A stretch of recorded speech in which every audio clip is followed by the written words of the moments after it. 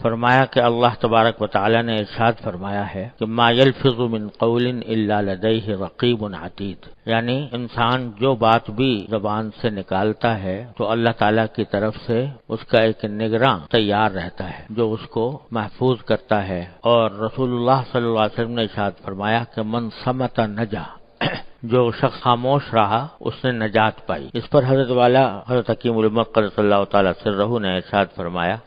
اس آیت اور اس حدیث کی تشریح فرماتے ہوئے کہ انسان جتنے کام یا کلام کرتا ہے بظاہر اس کی تین قسمیں، ایک وہ جو مفید ہو یعنی اس میں کوئی دین یا دنیا کا فائدہ ہو، دوسرا وہ جو مضر ہو یعنی اس میں دین یا دنیا کا کوئی نقصان ہو، اور تیسرا وہ جو نہ مفید ہو نہ مضر ہو یعنی کوئی فائدہ بھی نہیں اور کوئی نقصان بھی نہیں۔ اس تیسری قسم کو حدیث میں لا یعنی سے تعبیر فرمایا گیا ہے، لیکن جب ذرا غور سے کام لیا جائے تو واضح ہو جاتا ہے کہ یہ تیسری قسم بھی در حقیقت دوسری قسم یعنی مضر میں داخل ہے، کیونکہ جو وقت ایسے کام یا کلام میں صرف کیا گیا اگر اس میں ایک دفعہ سبحان اللہ ہی کہہ لیتا تو میزان عمل کا آدھا پلہ بھر جاتا، کوئی اور مفید کام کرتا تو گناہوں کا کفارہ اور نجات آخرت کا ذریعہ یا کم از کم دنیا کی ضرورتوں سے بے فکری کا سبب بنتا۔ حدیث شریف میں ہے کہ نبی کریم صلی اللہ علیہ وسلم نے ارشاد فرمایا انسان کا اسلام درست اور صحیح ہونے کی ایک علامت یہ ہے کہ بے فائدہ کاموں اور باتوں کو چھوڑ دے۔ حاصل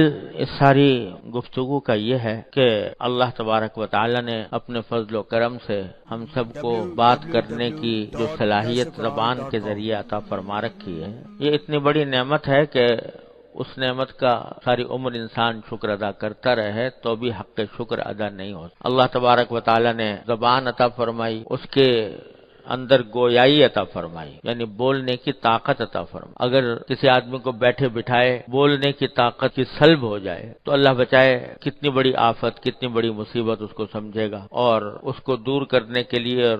گویائی کو بحال کرنے کے لیے کیا کچھ جتن نہیں کرے گا، کتنے پیسے خرچ کر دے گا، کتنے ڈاکٹروں کے پاس کے چکر لگائے گا، کتنے ہسپتالوں کے چکر لگائے گا کہ کسی طرح میری گویائی بحال ہو۔ اللہ تبارک و تعالیٰ نے اپنے فضل و کرم سے بے مانگے بیٹھے بٹھائے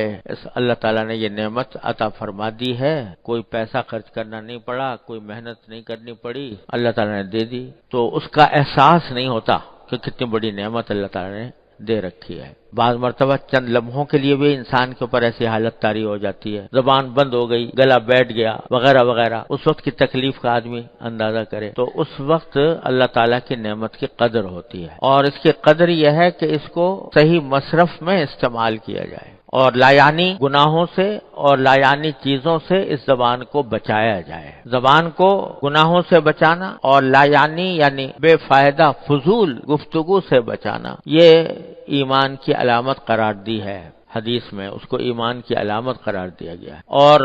اگر یہ اہتمام نہ ہو، زبان کو کھلی چھوٹ دے رکھی ہے کہ جو چاہے بولتی رہے، جو چاہے کہتی رہے، تو اس کے نتیجے میں یہی زبان انسان کو اللہ بچائے جہنم میں ڈال دیتی۔ حدیث میں رسول کریم سرورت عالم صلی اللہ علیہ وسلم کا یہ ارشاد مروی ہے کہ فرمایا کہ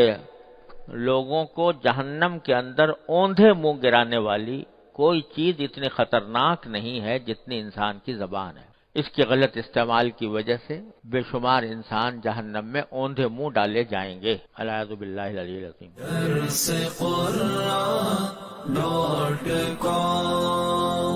www.darsequran.com